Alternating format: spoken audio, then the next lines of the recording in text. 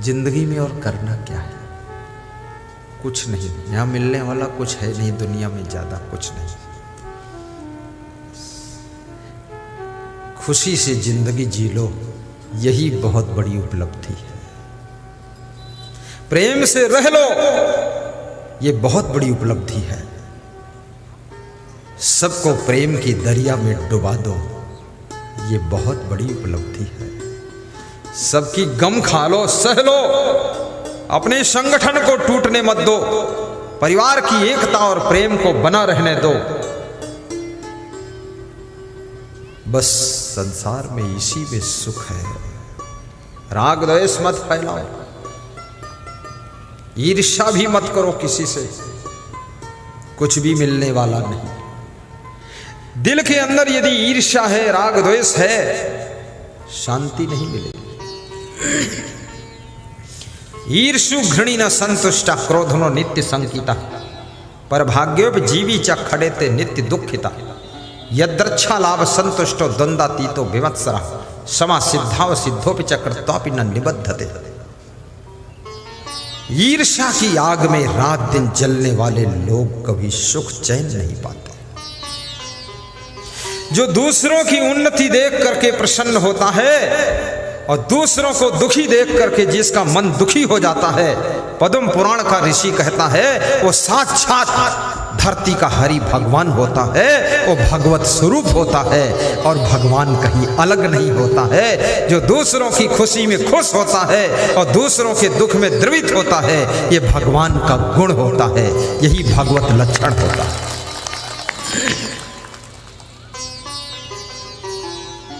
देवदत्त ने एक हंस को बाण मारा, हंस घायल होकर के गिरा।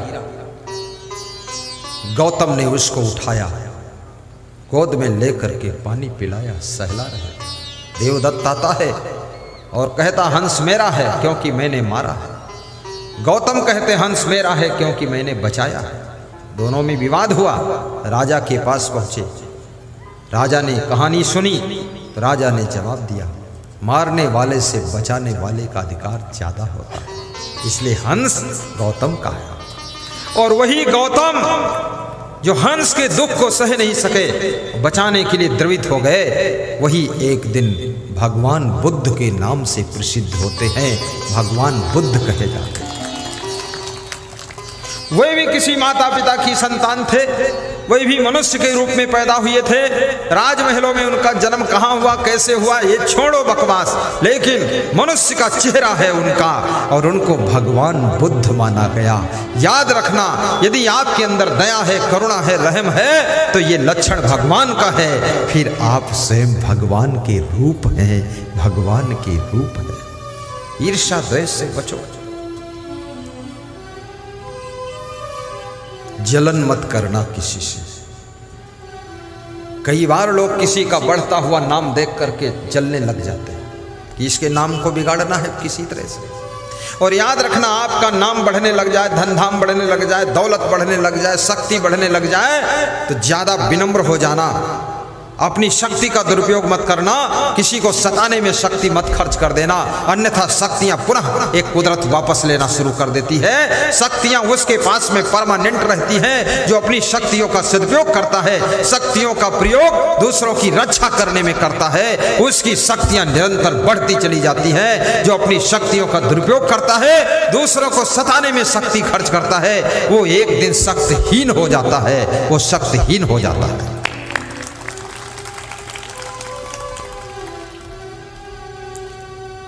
अपन तेज सम्हारो आपे, गाइए। अपन तेज सम्हारो आपे, तीनों लोक हाँकते कांपे, तीनों लोक हाँकते कांपे। अपन तेज, हनुमान चालीसा की चौपाई है, दोहराइए, 3 बार दोहराइए, सब महिलाएं भी गाएं।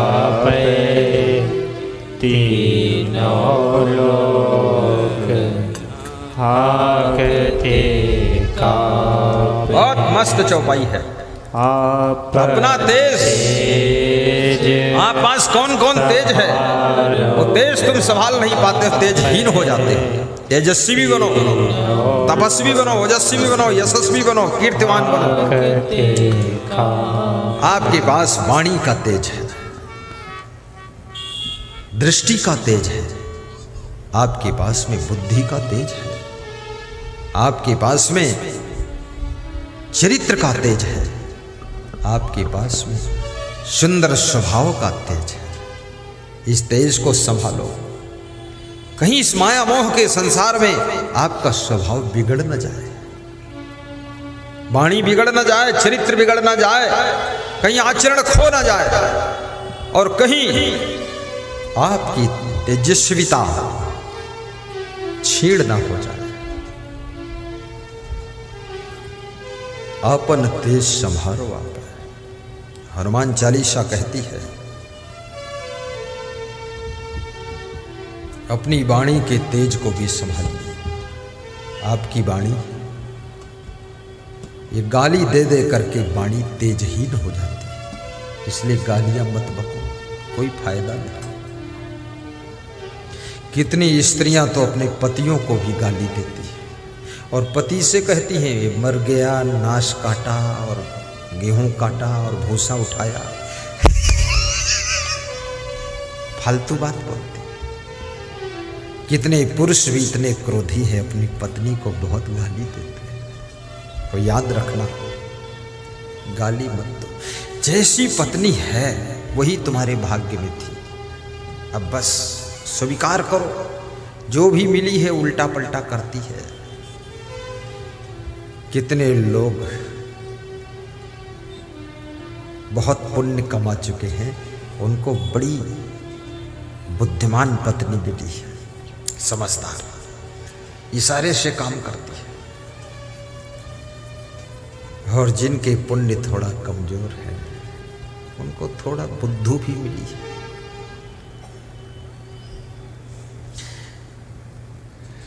चाय मांगते हैं तो गिलास में ला कर देती है, और पानी मांगते तो कप में ला कर देती है। पति सोचता है इतनी भी बुद्धि नहीं, तो बताती है पीना तो है और क्या करना है, कप से पी लो, क्या फर्क है।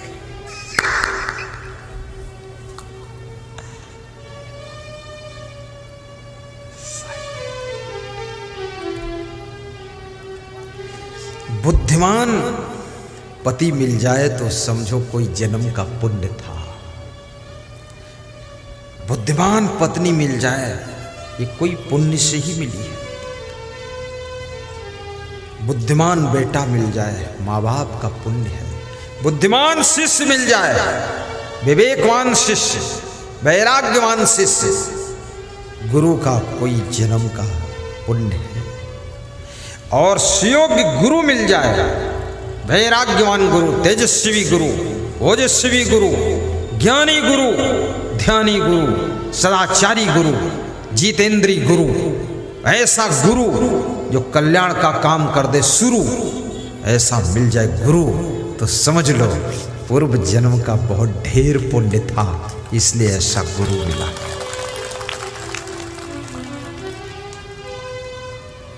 इसलिए खूब पुण्य कमाओ। तुम गाय की सेवा करते हो, पंछियों की रक्षा करते हो,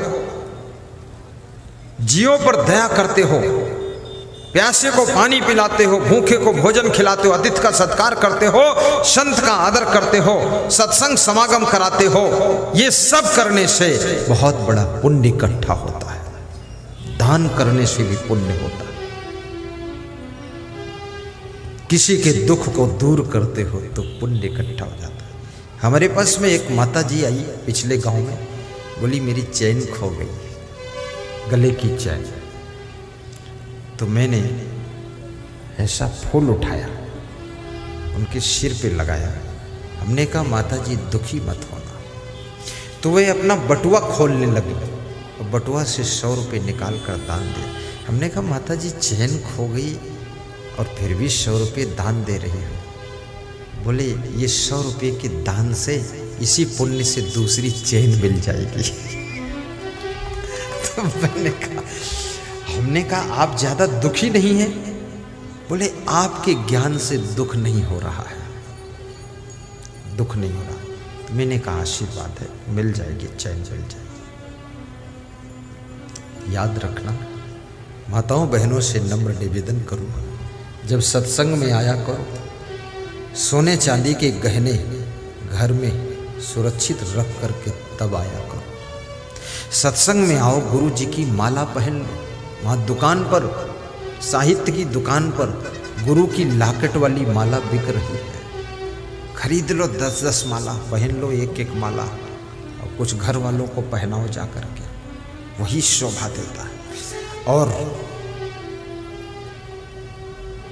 दूसरा निवेदन है, जब गुरु जी को प्रणाम करने आओ, आशीर्वाद लेने आओ, तो लाइन लंबी लगा लो, धक्का मुक्का मत करो, एक के पीछे एक, बारी बारी बारी बारी प्रणाम करते जाओ, गुरु जी का आशीर्वाद लेते जाओ। फट से इधर सामने निकलते जाओ, साइड से आओ तो सामने निकल जाओ, एक दूसरे को छुओ मत, धक्का मत मारो। गुरु जी जाएंगे कहाँ?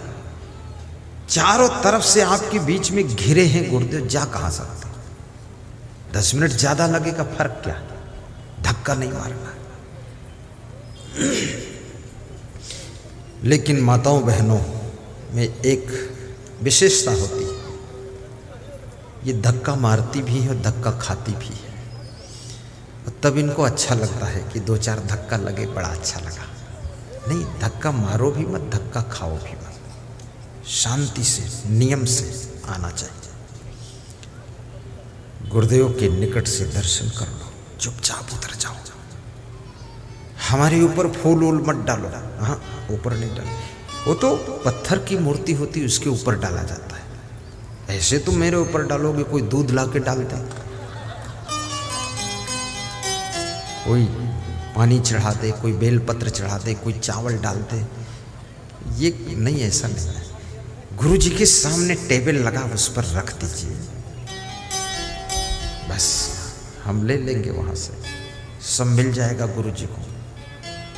और गुरु जी के चरण भी मत छुओ, नहीं नहीं, चरण नहीं छूना है।